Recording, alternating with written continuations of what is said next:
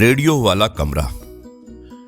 जी हाँ दोस्तों, यही है शीर्षक एपिसोड नंबर 2017 का और यह है आपका अपना प्रिय डॉक्टर आदि कश्यप मुंबई शमारूस आपके लिए लेकर आया आपका मनपसंद प्रोग्राम पॉजिटिव कर्मा। शुरुआत करता हूं इस भावनात्मक कहानी की कुछ इस प्रकार। जबलपुर के पुराने मोहल्ले में एक किराए के घर में सबसे छोटी खिड़की वाली कोठरी को सब रेडियो वाला कमरा कहते थे। वही 17 साल का अनिकेत हर रात पढ़ाई के बाद अपने पुराने ट्रांजिस्टर से रेडियो सुनता और अपने सपनों को आकार देता। बचपन में पिता ने यही रेडियो 300 रुपये में पुरानी चीजों की दुकान से लिया था। वहीं से अनिकेत की आवाज और शब्दों से दोस्ती हुई। वो न्यूज एंकर बनने का सपना देखने लगा, पर घर की हालात बहुत तंग थी। पिता का ऑटो रिक्शा किस्तों में फंसा था, मां घरों में सिलाई करती। पड़ोसी कहते रेडियो से क्या होगा, कोई सिविल निकाल ले, नौकरी पक्की हो जाएगी। अनिकेत चुप रहता, पर अपने कमरे से निकली तरंगों पर भरोसा करता। इंटर स्कूल डिबेट में वो हर बार फाइनल तक पहुंचकर हार जाता। उसकी जीभ कभी कभी अटक जाती, रा पर सा और हंसी भी मिलती थी। कभी वो रा बोलता और कभी सा बोलता। उसे पता ही नहीं था कि रा और सा का क्या अंतर होता है। एक रात उसने रेडियो पर किसी मोटिवेशनल कार्यक्रम में सुना, बोलना भी एक मांसपेशी है, रोज थोड़ी थोड़ी कसरत चाहिए। और उसने यही मंत्र पकड़ लिया। अब वो हर सुबह नर्मदा किनारे चलकर ऊंची आवाज में अखबार पढ़ता, पत्थरों पर भी बैठकर जीभ घुमाने की एक्सरसाइज करता और हर शाम रेडियो वाले कमरे में अपने ट्रांजिस्टर के आगे बैठकर घड़ी देखकर 60 सेकंड की खबरें पढ़ता, बिना रुके बिना घबराए। गलत होता तो फिर से, सही होता तो टाइमर रीसेट।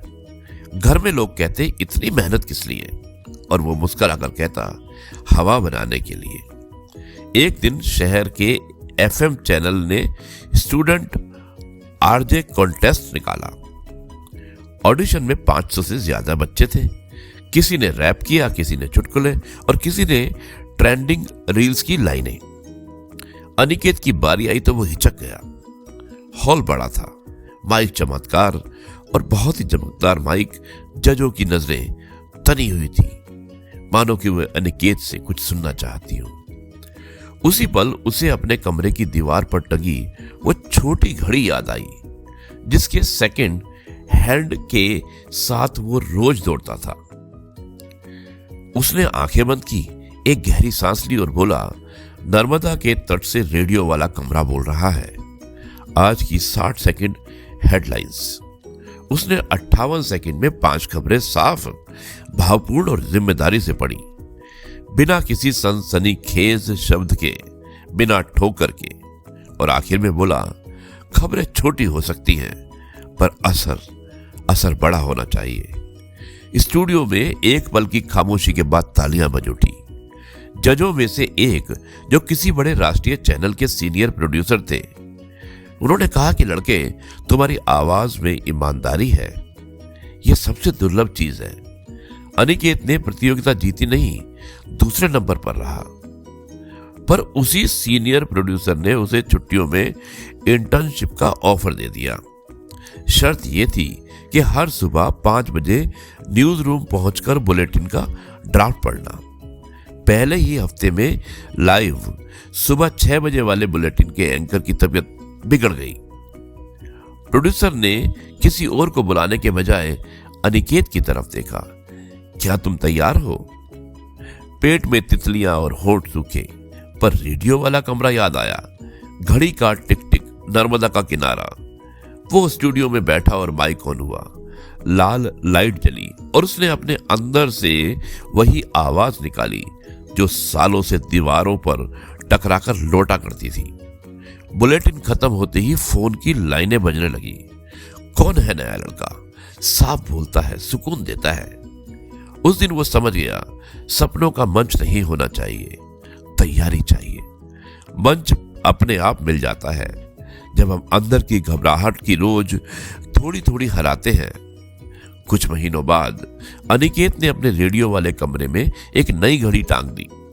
पुरानी घड़ी उसने उतारी नहीं, बस उसके नीचे एक कागज चिपका दिया।